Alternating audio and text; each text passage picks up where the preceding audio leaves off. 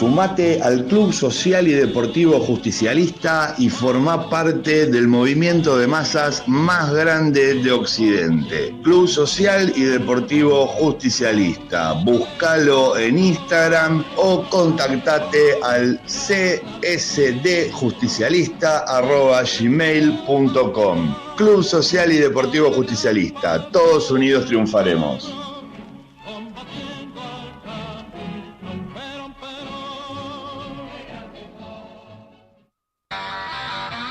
Vamos a una tanda y seguimos escuchando el aire de Mosh Radio.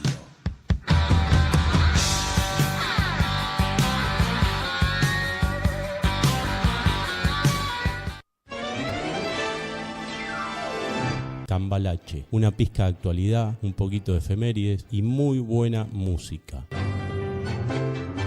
Nos podés escuchar por www.moshradio.com.ar. Nos encontrás en Twitch como Mosh Radio.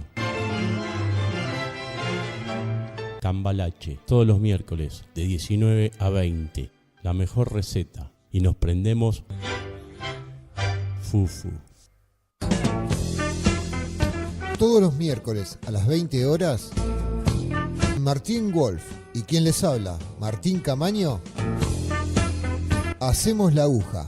2 horas compartiendo música, escuchando vinilos. Acá, en Mosh Radio. La radio de Zona Sur. Mundo Deportivo, todos los jueves de 19 a 20. Nos podés seguir a través de www.mosradio.com.ar, por Twitch, por Mosh Radio.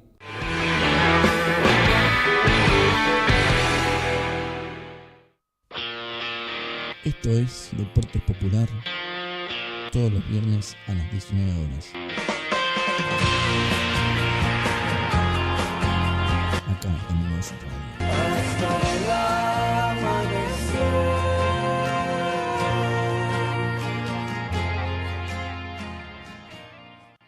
La variedad infernal sonaba en Radio Mosh, todos quedaban perplejos y vos allí seguí escuchándonos en Radio Mosh.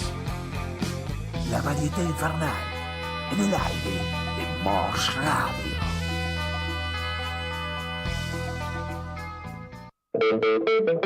Carpe Noctem.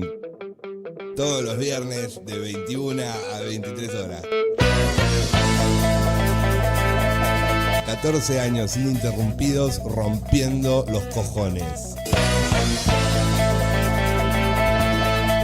En Mosh Radio.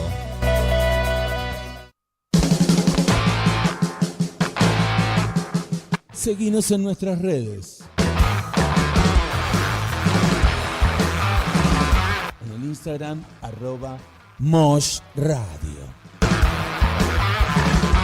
Ahora también estamos en Twitch, Mosh Radio. Seguinos, miranos y escuchanos.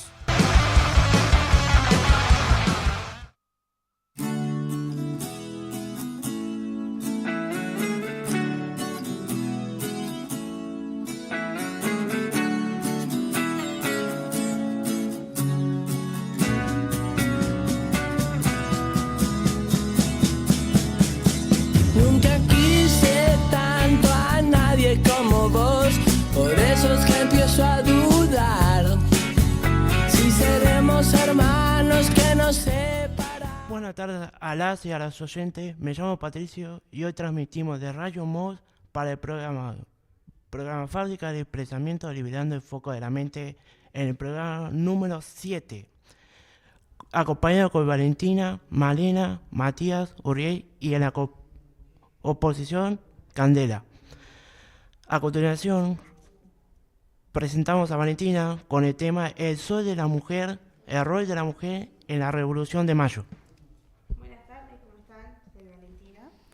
Bueno, sí, voy a hablar sobre el rol de la mujer en el 25 de mayo o en la Revolución más que nada. Seguro te suenan los nombres Belgrano, Mariano Moreno, Saavedra, Juan José Castelli y ni hablar de San Martín. ¿Pero escuchaste alguna vez de Casilda Igarzábal, Mariquita Sánchez, María Remedios del Valle, Manuela Pedraza, Juana Zurduy o Macacha Güemes? Y la lista puede seguir, pero no solo se trata de poner nombres propios a una historia silenciada durante décadas que vio la luz hace muy poco, sino de comprender qué rol tuvieron las mujeres en el proceso revolucionario. En el siglo XIX, y más en esa sociedad colonial, el género era una variable de diferencia y desigualdad. Las mujeres no podían acceder a los mismos niveles de participación en la vida pública que los varones, y mucho menos contaban con derechos políticos que los varones sí tenían. Un ejemplo concreto es que en las decisiones tomadas por el cabildo, las mujeres no podían participar. Pese a que las mujeres tenían un rol vinculado a lo privado y doméstico, situaciones que recién cambió a mediados del siglo XX y que aún continúan en desconstrucción, lo cierto es que la historiografía oficial excluyó los nombres femeninos de los discursos académicos, así como de los discursos escolares, y eso se terminó reflejando en las ausencias y desconocimiento de la memoria social, generando así una invisibilización de las mujeres, sus nombres y roles. Hace relativamente poco, las mujeres comenzaron a ser incorporadas al discurso histórico como personas activas en los procesos históricos en general y en la Revolución de Mayo en particular. Si bien no era norma por motivos de género, lo cierto es que muchas de ellas participaron en la Revolución. Puedo mencionar, por ejemplo, a Mariquita Sánchez de Thompson, una de las mujeres más conocidas del periodo. Nació en una familia criolla influyente y su casa era punto de encuentro para patriotas intelectuales. En sus famosas tertulias se discutían ideas ilustradas, noticias de Europa y la situación del virreinato. Años después, en esa casa se cantó por primera vez el himno nacional. Al igual que ella, María Sánchez de Velasco y Trillo también participó de esta causa, ofreciendo su casa como espacio de discusión política y participó en las primeras colectas para armar un ejército patriota. También puedo nombrar a Tomasa de la Quintana, patriota decidida que participó activamente de la organización de reuniones y también donó sus joyas y dinero para sostener el ejército del norte. Casilda Igarzábal de Rodríguez Peña también tuvo un rol importante, sobre todo en los espacios domésticos, sociales y políticos, e informales donde se gestaba gran parte de la opinión pública y el apoyo a la causa patriota. No podemos olvidarnos de las patricias argentinas. Era un grupo de mujeres que tras la revolución organizó colectas para sostener los ejércitos patriotas. Juana Sánchez, no tan conocida pero fundamental colaboradora en la distribución de panfletos revolucionarios y mensajes secretos. Por otro lado, Pancha Hernández formó parte del ejército patriota como auxiliar. Doña Tomasa de la Torre colaboró económicamente con la causa. Representa a muchas mujeres del interior que apoyaron con bienes y recursos.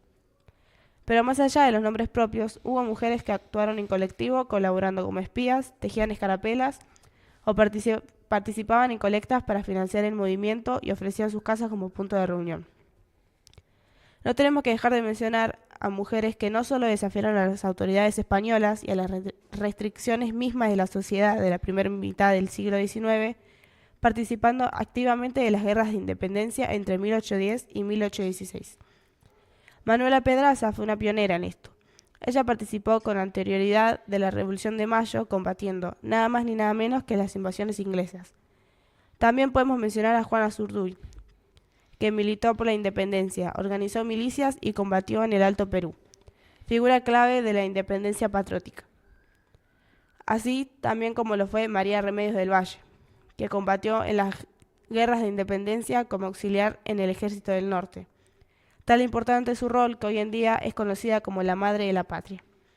Tampoco nos olvidemos de Macacha Güemes y a Juana Moro, que participaban en redes de información y espionaje, colaborando colectivamente con las patriotas. Todas ellas, y tantas como otras borradas, también fueron parte de los procesos revolucionarios. Gracias. Bueno, finalizamos con la canción Una y otra vez de Marcela Morrelle.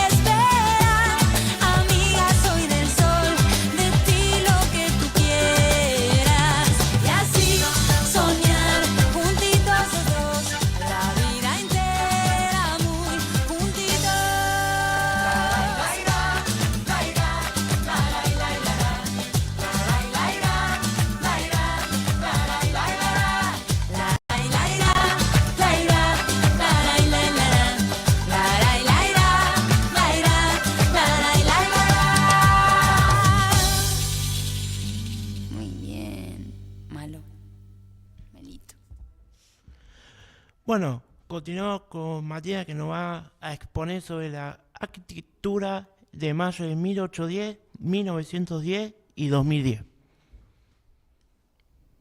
Hola, ¿qué tal? ¿Cómo están? Hoy les propongo un viaje con la imaginación a través de 3 materiales que definen lo que fuimos y lo que somos: el barro, el mármol y el vidrio.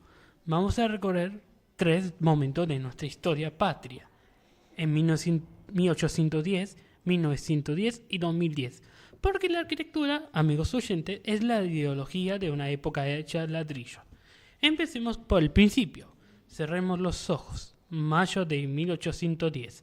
Buenos Aires no era el país de América. Era una aldea chata de casas bajas, calles de tierra que se transformaban en pantanos cuando llovía y paredes revocadas con cal. Si hoy caminamos por Plaza de Mayo, la vemos enorme y abierta. Pero en 1810 estaba partida a la mitad por una construcción gigante llamada la Recoba Vieja, llena de puestos donde se vendía carne, velas y verduras.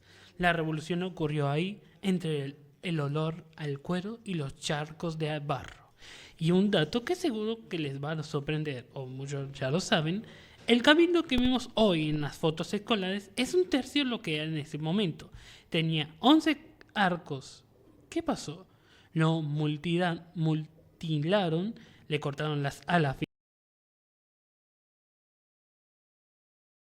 y a diagonal, porque el edificio donde nació la patria. Demos un salto a 100 años. El centenario en Argentina es una de las economías más ricas del planeta gracias al modelo agroexplotador y la élite gobernante que quería tirar la casa por la ventana. La orden era clara. Para festejar los 100 años de la Revolución de Mayo, tendremos que vestirnos como París. Acá en el barro desaparece y entra el mármol. Nace el estilo francés o academicismo francés, Buenos Aires. Se consolida el Palacio del Congreso con esa cúpula imponente que buscaba reflejar la luz de la República. Se tiran abajo las viejas construcciones coloniales, incluida la Recoba en la que les hablé antes, para unificar la Plaza de Mayo. Para la gran fiesta del centenario se construyeron pabellones espectaculares de hierro y vidrio por toda la ciudad. Eran palacios futuristas, lamentablemente casi todos se murieron. Si hoy van a Palermo, detrás del centro comercial de Burrich, todavía queda en pie, un poco escondido, el pabellón de Corredos. Es el único sobreviviente de aquella fiesta de mármol y soberbia europea. Y finalmente llegamos a nuestra época, 2010. El bicentenario. Acá el paradigma cambió. Ya no buscamos impresionar a Europa construyendo palacios desde cero. La arquitectura del bicentenario miró hacia adentro, hacia las raíces, buscando 2 elementos claves: el vidrio y la recuperación patrimonial. El mejor ejemplo es el Museo de la Casa Rosada, el antiguo museo del bicentenario. Los arquitectos excavaron y desenterraron los túneles de la vieja aduana Taylor y los muros de frente fuerte colonial que estaban sepultados. ¿Y qué hicieron? Los protegieron con un techo gigante de vidrio de última tecnología. Es el pasado colonial dialogado cara a cara con el futuro. Lo mismo sucedió con el ex Centro Cultural Kirchner, hoy Palacio de la Libertad. Se tomó el viejo Palacio de Correos de la época del centenario, se respetó su fachada histórica, pero adentro se colocó una estructura vidriada modernista y una sala sinfónica colgante. En 2010 la arquitectura nos dijo: no tiren el pasado, recúmbenlo y cúmprenlo de futuro. Así que para la próxima vez que caminen por el centro porteño, piensen en esto. Están empezando 3 historias: la de barro y la utopía de 1810, la de mármol, el progreso y el lujo francés de 1110, y la vidrio que protege nuestra memoria en 2010. Las ciudades nos hablan, solo hay que mirarlas. Muchas gracias y nos vemos en la próxima columna. Bueno, ahora seguimos con la música. Costumbres argentinas de los abuelos de la nada. Vamos a cantarles un estreno, ya el segundo estreno. Se llama Costumbres Argentinas y dice así.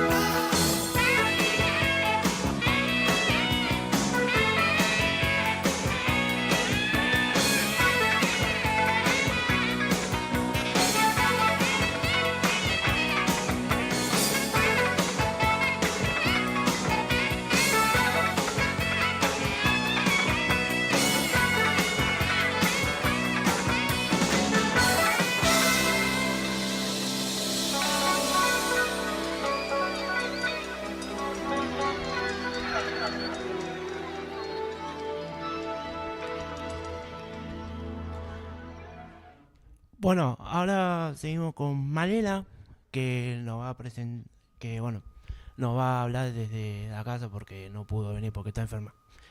Hola, Male, ¿cómo estás? Hola, voy a hablar de cómo la pasé en 25 de mayo en mi escuela.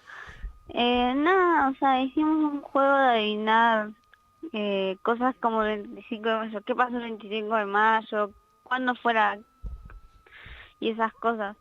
Y estaba dividido por dos grupos, el grupo que estaba a la derecha y el grupo que estaba a la izquierda. La mayoría de mi curso estaba en mi grupo y tenía un líder y todos le tenían que decir al líder qué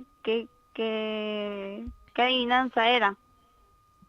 Después comí esas tortitas de membrillo y batata. Pero la verdad la pasé re bien y con la entrevista de la profesora me fue bastante bien porque fuimos a un salón y eso. Bueno, la entrevista, ¿a quién se la hiciste? ¿Cómo? La entrevista, ¿a quién se la hiciste? A mi profesora de historia. Bueno, ahora vamos con la entrevista y después te vamos a hacer una par de preguntas. Ok. Estefanía, soy profe de Historia de la 46. Este día me parece muy importante porque creo que todos necesitamos conocer la historia de nuestro país y que sepamos que la revolución no es de un día para otro. No es que empezó un día, un 25 de mayo y terminó el 25 de mayo, sino necesitamos saber que la revolución es un proceso que arranca y tiene su casi 6 años empezar este proceso. ¿Qué me gusta contar del 25 de mayo? En realidad lo que me gusta es que conozcan que los mitos son solo eso, mitos. Por ejemplo, lo del cabildo abierto, de que la gente estaba con paraguas, y eso es muy difícil de que haya sido así, porque los paraguas eran caros en esa época. Que el pueblo sí se agolpó frente al cabildo, fue la primera manifestación o levantamiento del pueblo argentino contra toda la dominación extranjera. No queríamos que nadie más nos domine, queríamos ser un país libre, soberano. Y todo eso vino específicamente de la gente. La gente fue la que dijo, basta, nos cansamos de todo esto. ¿Por qué elijo historia? Sí. Creo que tenemos que conocer lo que pasó para poder entender lo que vivimos hoy y obviamente tratar de no repetir los errores en un futuro. Tengo otro trabajo, sí, tengo trabajo en 4 escuelas, 5 escuelas y trabajo en un centro socioeducativo que revinculamos a los chicos que no pueden ir a la escuela momentáneamente, tratamos de que vuelvan de a poquito a la escuela. Así que bueno, eso. Gracias, Estefi. De nada. Bueno, sobre la entrevista, ¿cómo se sintieron vos y tu maestra a la hora que vos le hiciste esa entrevista? ¿Cómo? ¿Cómo se sintieron vos y tu maestra a la hora de hacer esa entrevista? Fuimos a un salón, estaba vacío y bueno, le hice la entrevista. Por lo que se llama Steffi, es una gran maestra, te enseña muy bien las cosas y te tiene paciencia. Bien, hola Mali, soy Vale. Hola. ¿Y cómo la pasaste ese día con esa actividad? La pasé re bien, nos reíamos, jugábamos. ¿Y tus compañeros participaron la mayoría o algunos? Sí, todos participaron en el juego y a veces decían que estaba comprado porque la profesora de historia ayudaba al otro equipo. Claro, había trampa. Sí. ¿En qué consistía en cada juego? ¿Cómo? ¿En qué consistía en cada juego? Te hacían una pregunta corte, ¿qué pasó o qué año terminó o qué año empezó el 25 de mayo? Y así. Y el que lo contestaba primero hacía el toque, ganaba. Hola, Male, Hola. Coso, ¿cómo le va bien a la profe de historia? ¿Te enseñó algo o qué? Sí, me enseña mucho de las revoluciones y de las guerras de Malvinas. Ah, bueno, gracias. Bueno, Male, espero que te recuperes y puedas venir para el próximo programa. Sí. Bueno, dale, lo vemos y un abrazo de acá. Nos vemos en el de próximo acá para programa. todos. Ah, y la canción de Malera es Una mañana de mayo.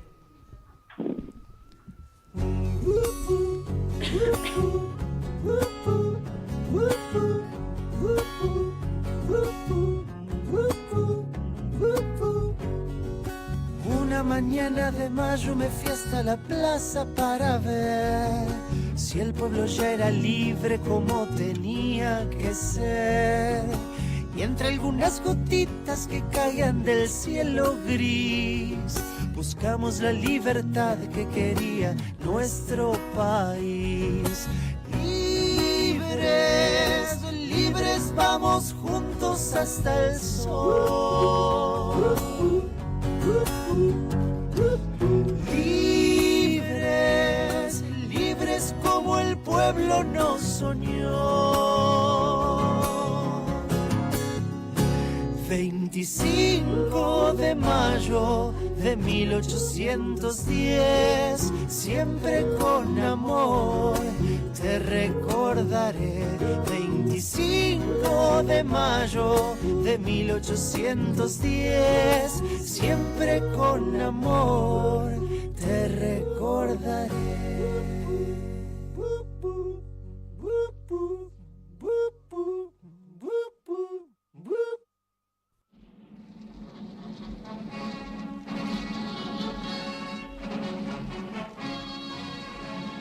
Sumate al Club Social y Deportivo Justicialista y formá parte del movimiento de masas más grande de Occidente. Club Social y Deportivo Justicialista. Búscalo en Instagram o contactate al csdjusticialista@gmail.com. Club Social y Deportivo Justicialista. Todos unidos triunfaremos.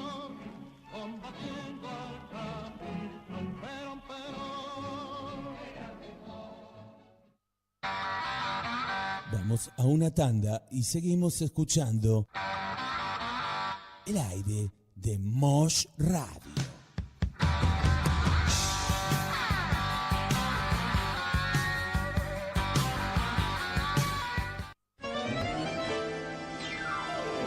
Cambalache, una pizca de actualidad, un poquito de efemérides y muy buena música. Nos podés escuchar por www.moshradio.com.ar. Nos encontrás en Twitch como Mosh Radio. Cambalache, todos los miércoles de 19 a 20. La mejor receta. Y nos prendemos fufu. Todos los miércoles a las 20 horas, Martín Wolf y quien les habla, Martín Camaño, hacemos la aguja. 2 horas compartiendo música, escuchando vinilos. Acá, en Mosh Radio. La radio de Zona Sur. Mundo Deportivo, todos los jueves de 19 a 20. Nos podés seguir a través de www.moshradio.com.ar, por Twitch, por Mosh Radio.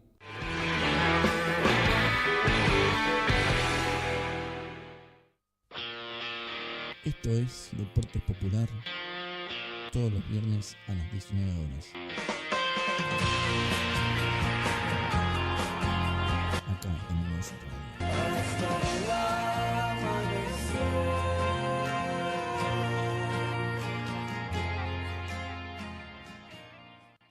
La variedad infernal sonaba en Radio Mosh, todos quedaban perplejos y vos allí seguí escuchándonos en Radio Mosh.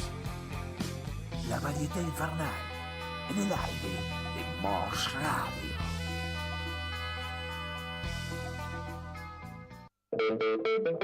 Carpe Noctem. Todos los viernes de 21 a 23 horas. 14 años ininterrumpidos rompiendo los cojones. En Mosh Radio.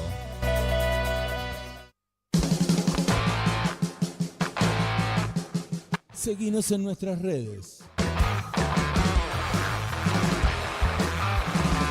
En el Instagram, @Mosh Radio.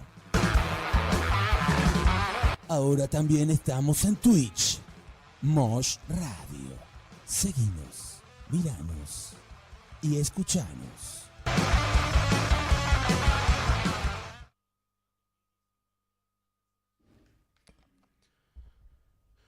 Bueno, ahora seguimos con Uriel, que nos brindará su relato sobre el contexto y la caída del virrey.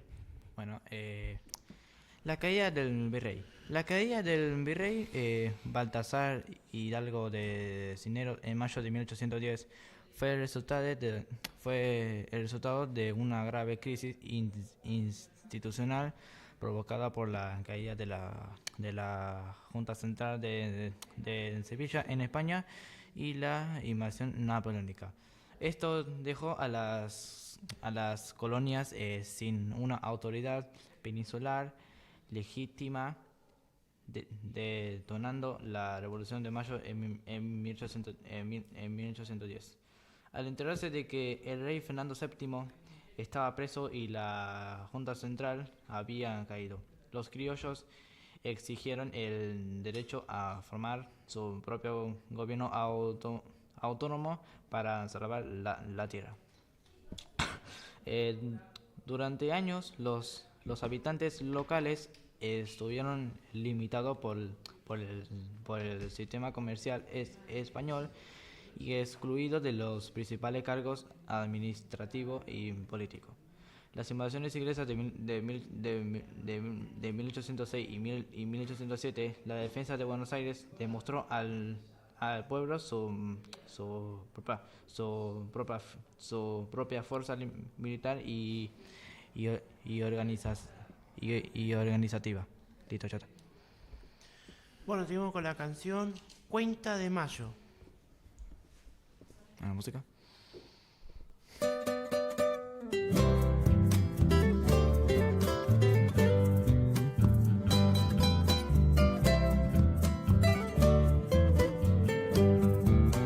Viene la cueca de mayo del 25,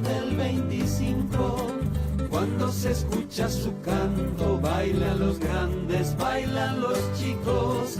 Cuando se escucha su canto, bailan los chicos. Suena que suena en la escuela, sale a la calle, llega a la esquina. Canta un señor que pasaba, viva la cueca, viva Argentina. Canta un señor que pasaba, viva Argentina. Cada vez que se acerca el 25 de mayo, cae una lluvia encendida de escarapelas brillando. Y antes que empiece la cueca, ya estoy bailando.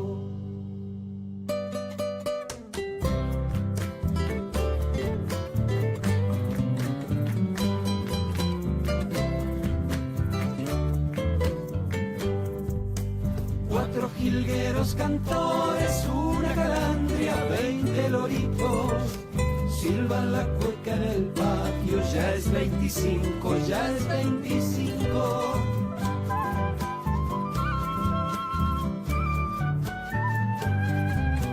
Han levantado su vuelo, revoloteando los pajaritos. ¿Será que yo cuando canto grito un poquito, grito un poquito? ¿Será que yo cuando canto grito un poquito? Cada vez que se acerca el 25 de mayo, cae una lluvia encendida de escarapelas brillando. Y antes que empiece la cueca, ya estoy bailando.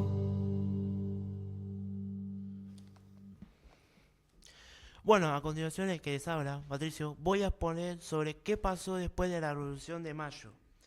26 de mayo de 1810, la primera junta provincial gubernamental mandó circular a todas las provincias diciendo que el virrey Cisneros había sido destruido y que ellos ahora gobernaban. La pidieron a cada cabildo que mandara una diputado para ingresar la junta. Diciembre de 1810 se forma la primera gran junta. A medida de que llevaba los diputados del interior, la primera junta se amplió, pasó de 9 a 18 miembros. Ahí entraron gente como fuera de Córdoba, Guillete de Salta, etc. Saavedra salió como presidente. 1810-1816, Guerra de Independencia. España se quedó con los brazos cruzados, arrancó las batallas. 1810-1812, campaña al Paraguay, Branda, Hortelar y Alto Perú. Belgrano creó la bandera de Rosario. 1812-1814, San Martín llegó a Europa, creó los guerreros y ganó en San Lorenzo. 1814-1816, Güemes enfrentaba a los realistas en el norte con sus gauchos. Todo fue para defender al gobierno de Buenos Aires y exponer la revolución. Cambio de gobierno constante. No hubo contabilidad política entre 1810 y 1820. Primera junta en 1810, 1811, Junta Grande 1811, Primera Triunvirato 1811-1812, Segundo Almirante en 1812-1814, Directorio 1814-1820, con Alvear, Posadas, Rodeau. 9 de julio de 1816 declara la independencia. Recién a 6 años después en Tucumán, los diputados de las Provincias Unidas declararon la independencia de España. Mayo de 1810 fue el inicio autogobernado. Julio de 1816 fue la respuesta total. 1820 desarma del país. El periodo termina con la alquimia del año 20. Después de perder la batalla en Capalda, reinició el último director supremo y se disolvió el gobierno central. Cada provincia quedó mandado solo hasta que se organizó la Constitución en 1853. Dato clave: en mayo de 1810, autonomía sin España, Junta Fiscalía, el Rey. De julio de 1816, independencia. Y bueno, ahora seguimos para terminar, la canción es La Argentina al palo de Bausuat. Besuit.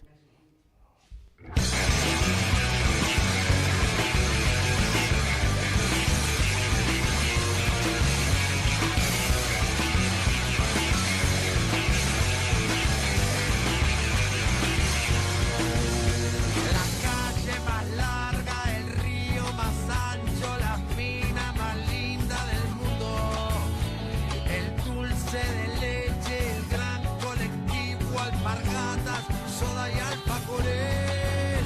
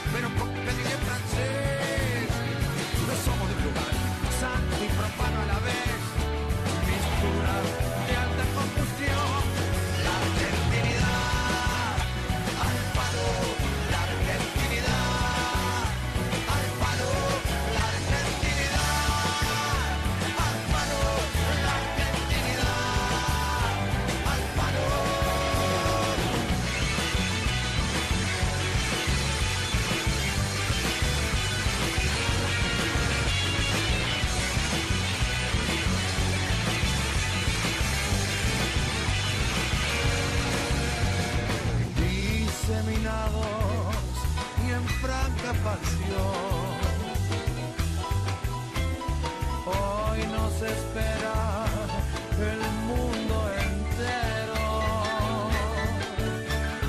No es para menos la coronación. Brota el encanto del suelo argento.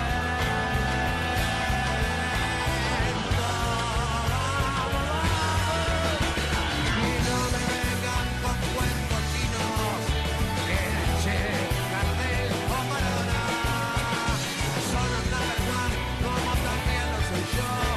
Y argentinos, gracias a Dios, la argentinidad al palo, la argentinidad al palo, la argentinidad al palo, la argentinidad al palo.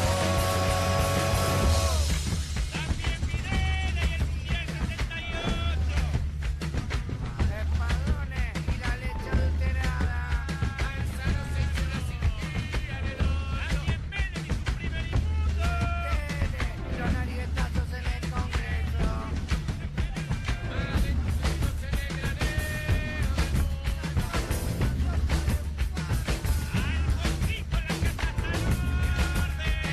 Cuenta el dólar, pierde el ministro.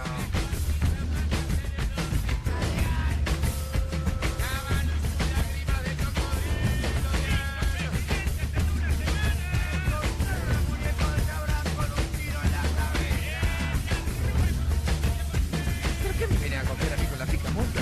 Yo la tengo mucho más grande que vos. Ahora boludo, como vos me lo empujó de parado. Cuando vos fuiste, yo ya fui y vine 40 veces. ¿Y cómo no querés que los pibes son unos boludos de mierda? Son toda una marca de ganga. Este país está lleno de ladrones. Yo, Un referente del argentino. patriarcado, diría. Bueno, para cerrar, vamos a hablar un poquito de la marcha que se hubo ayer, de Ninguna Menos. Estamos con Alejandra Patricia Chuchinsky, que bueno, son dos mujeres, y también está Valentina, que van a hablar un poco sobre la marcha que hubo ayer de Ninguna Menos. Buenas, estamos con Patricia. ¿Y te presentás ahora? Bueno, como nos queda tiempo y ayer hubo una super hiper mega movilización sobre el Ni Una Menos, que se cumplieron 11 años. Ujú. Se cumplió 11 años del primer Ni Una Menos. Y más que nada, no traje nada preparado, pero queríamos hablar sobre todo lo que está pasando en la Argentina, y más que nos pasó, que nos tocó un poco bastante a todos el caso de esta nena Agostina, que no es el primer caso que pasa así, pero como hay muchos vacíos, muchas preguntas de toda la gente que ni siquiera sigue muy bien el caso,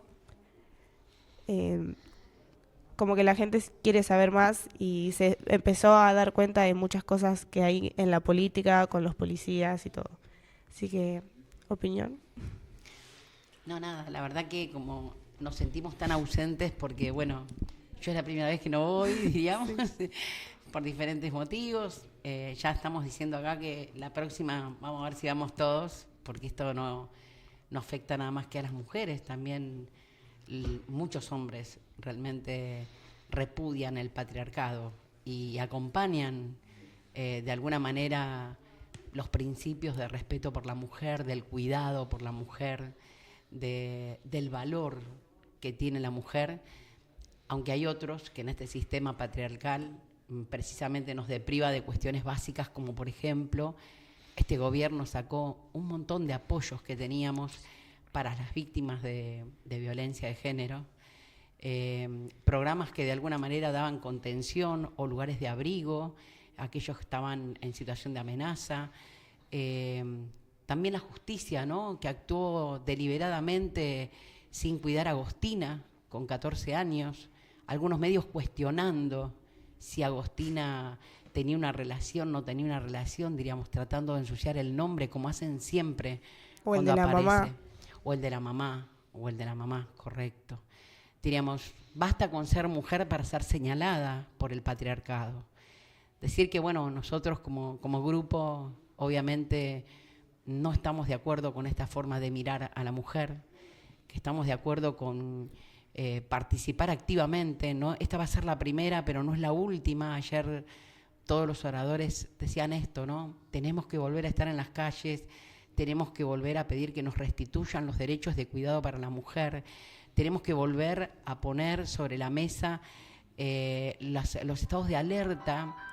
Pensemos que tuvimos una situación donde había una menor que a las 3 de la mañana se avisó que esta niña no estaba en su casa y la policía no tomó la denuncia, que tomó una denuncia en forma aletargada, que no sabemos si a las 3 de la mañana ella estaba viva o no, pero que concretamente no le hubiesen dejado allanado el camino al asesino, diríamos, si bien no fue juzgado, pero todo queda clarísimo, que tenía la impunidad del poder, tanto de Moreno, que es el político que en definitiva lo pone en la municipalidad a él, y que venía inclusive con historias, ¿no?, de maltrato. Hay un testimonio de alguien que había sido invitado a la casa de él, quien es amordazado, quien es atado, y quien termina escapándose y hoy en día con el temor de que realmente le hagan algo, ¿no?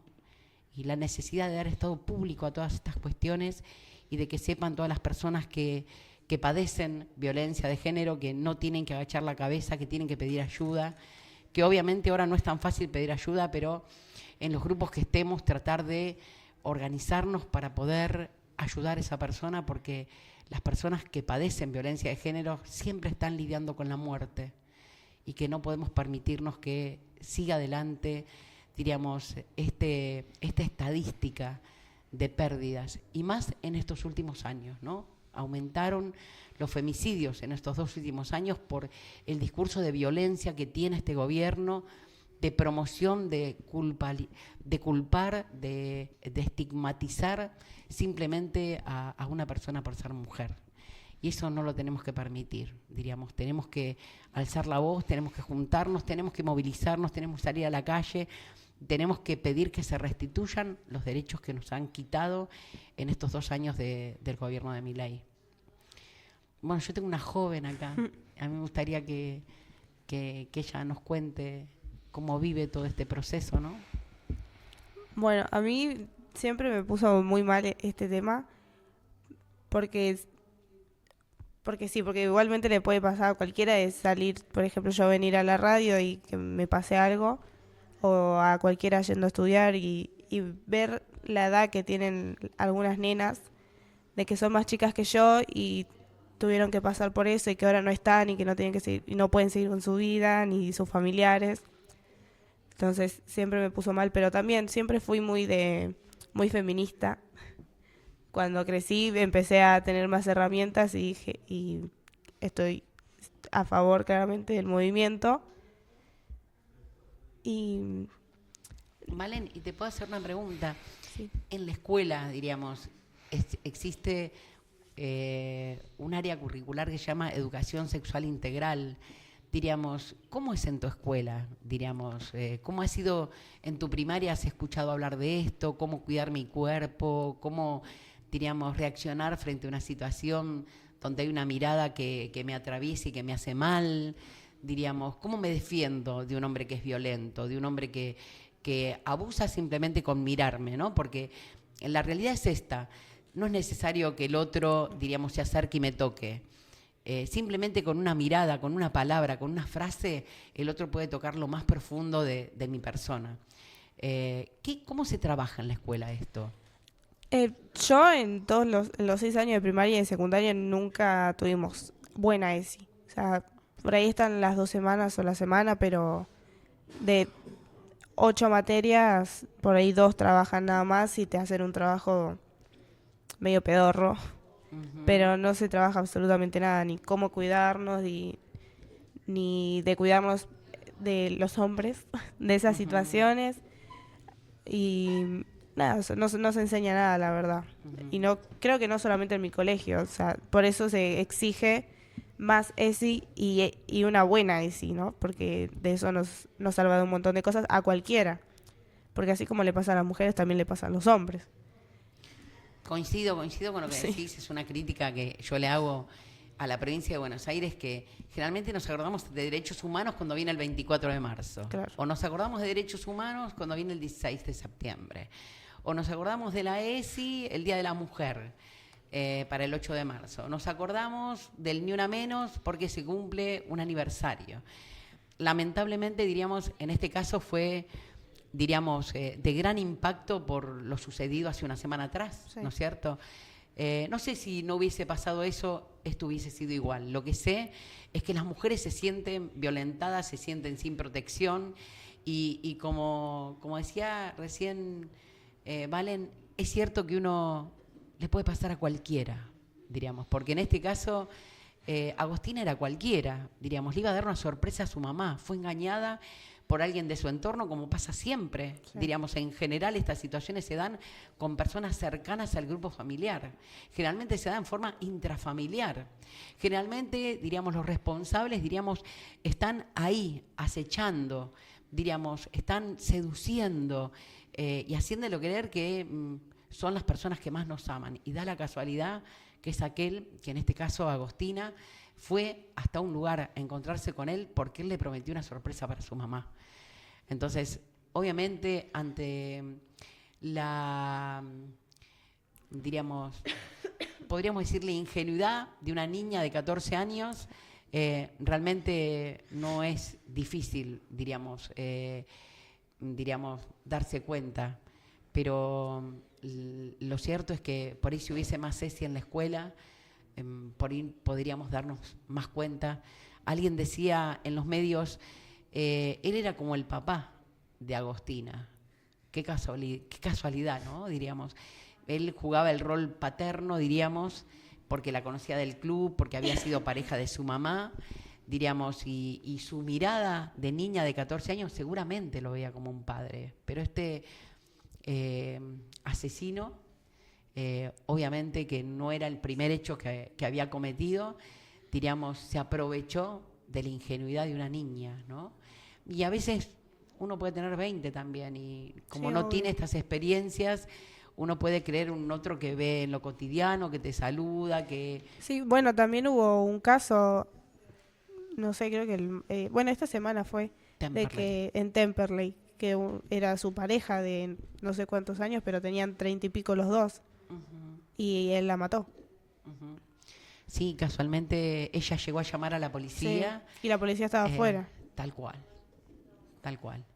Terrible, ¿no? Porque decimos cada cuánto y como que hasta esa semana se rompieron los récords de lo esperado, ¿no? Y sí fue en Temperley, es cierto. De hecho, se están organizando en Temperley para hacer una movida para que realmente se haga justicia, ¿no? Porque, bueno, la justicia le gusta evadirse de estas decisiones. Y le resulta muy fácil creer en los hombres que realmente, diríamos, se equivocan, pero que no se van a volver a equivocar. Claro, porque encima Barrelier estaba con los políticos también. Ajá. Justo casualidad que nunca estuvo preso. Estuvo preso, pero bueno, hubo ahí... Sí, estuvo preso 15 días por haber raptado a una mujer, privarla de su libertad, diríamos, y esta mujer, gracias a que vecinos la vieron saliendo atada, desnuda, diríamos, unos chicos que estaban ahí le prestan una remera para taparse y este hombre queda en libertad como si nada. Tal vez si la justicia no hubiese estado sucia por la política de estos que ocupan cargos importantes de Córdoba, hoy estaría viva Agostina, porque él tendría que haber estado preso desde ese preciso momento, ¿no? Esta persona hoy sale en los medios, diríamos, con una voz distorsionada para no ser identificada, pero la realidad es que el poder sabe quién es y la única manera de zafar para que no te pase nada es darle estado mediático. Que la gente sepa que esta persona es una persona que podría tranquilamente el poder destruirla, hacerla desaparecer, matarla, diríamos, o hacer aparecer como que es un intento de suicidio. De hecho, los otros testigos están precisamente diciendo esto, ¿no? Yo no quiero morirme, no me voy a suicidar, así que estar atentos, ¿no? Porque lo que queremos es que se haga justicia. Y bueno, yo creo que es re valioso que podamos hablar, no sé, Patri, algo que que quiera sumar a lo que decimos. No, yo digo que los políticos dejen de mirar para un lado, para mirar para el otro, y tomen una denuncia, porque es una nena de 14 años, le puede pasar a mi hermana, a cualquiera, pero ya los políticos dejen de mirar para un lado, para el otro. La policía tiene que dejar de hacerse un lado, de lavarse las manos en cada manifestación, porque la manifestación, hay manifestaciones que va la policía, pero no van a reprimir, y cuando pasan esto, sigue apareciendo la policía, pero no va como a parar, sino va a seguir arreglando más el fuego de la protesta. Y en Córdoba hay el lado bueno y está el lado malo que está pasando con esta nena, que solo ella la vio, como dijo Ale, un padrastro, pero él la vio como una víctima de seguir sus asesinatos. Y él, estando no en la barra, se manejaba también con la política, y encima estar en la barra tiene que manejar con todo. Así que más o menos quería decir eso. Un reporte esto, ¿no? De cómo la policía, en lugar de estar en el lugar para mantener el orden, en general están para tirar gases, para lastimar, para, diríamos, precisamente para hacer todo lo que no debería hacer, cuando nosotros le pagamos el sueldo a esos policías. Y a veces uno se extraña porque uno dice, ¿cómo? ¿No tienen hijas? ¿No tienen esposa? ¿No tienen novia, diríamos? ¿No tienen madre? ¿No tienen abuela? ¿Cómo pueden, diríamos, ir a reprimir a alguien que está reclamando porque no tiene para comer, a alguien que está reclamando por el mismo día que concretamente se hace la primera manifestación por Agostina? Terminan reprimiendo, digo, es un horror realmente, es como que está el mundo dado vuelta, ¿no es cierto? Y bueno, yo creo que acá lo lindo de este espacio es que son todos jóvenes. No sé si querés agregar algo, Mati. Uri, ¿querés agregar algo? Bueno, lo que pasó con Agustina es terrible. O sea, la policía lo buscó y bueno, su vieja, o sea, la mamá de Agustina, se siente triste por ella. O sea, yo vi por las noticias de que Agustina ha muerto, o sea, está desaparecido días. Uh-huh. Y los policías fueron a la casa de su mamá para buscarla, y nada, después todos estaban pensando sobre la desaparición de Agustina y su muerte. Eso. Es cierto, ¿no? Diríamos, tardó la policía en llegar. Diríamos que recién el miércoles allanan una casa cuando el primer día a las 4 de la mañana ya habían nombrado a este personaje, que aparte ya había cometido un delito, y un delito sexual precisamente, porque la mujer que sale de su casa es una mujer que está totalmente desnuda, y lo que le terminó, diríamos, costando fueron 25 días en un calabozo, ¿no? Ni siquiera se abrió una causa. Y es cierto que estuvo conmocionado la totalidad del pueblo, ¿no? Y el país.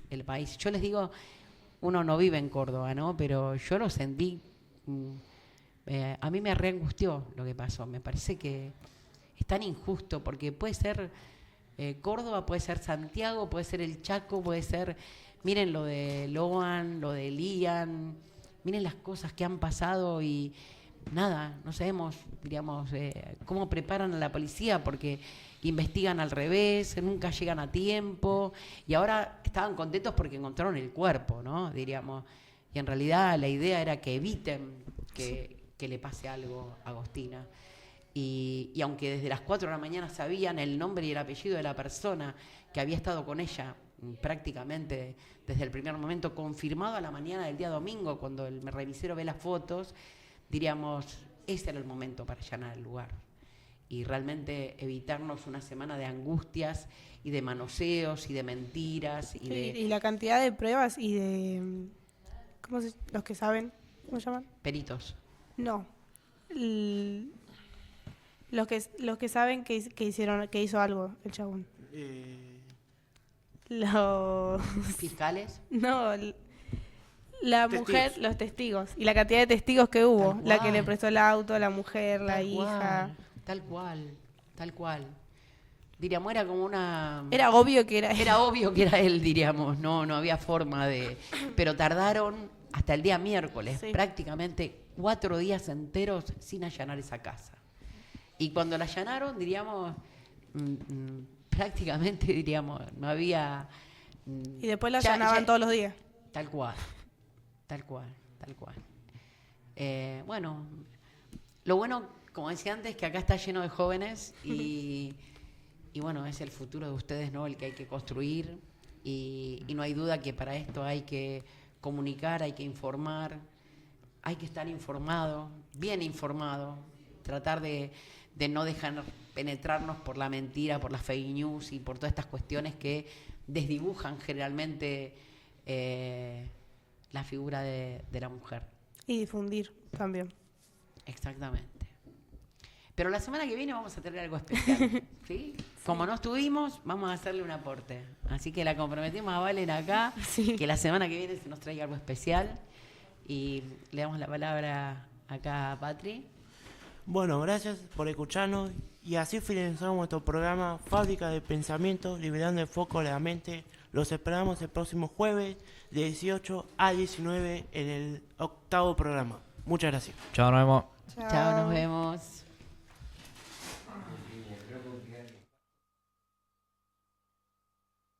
Hoy me levanto otro día siendo mujer. Desayuno con otra muerta más por la TV.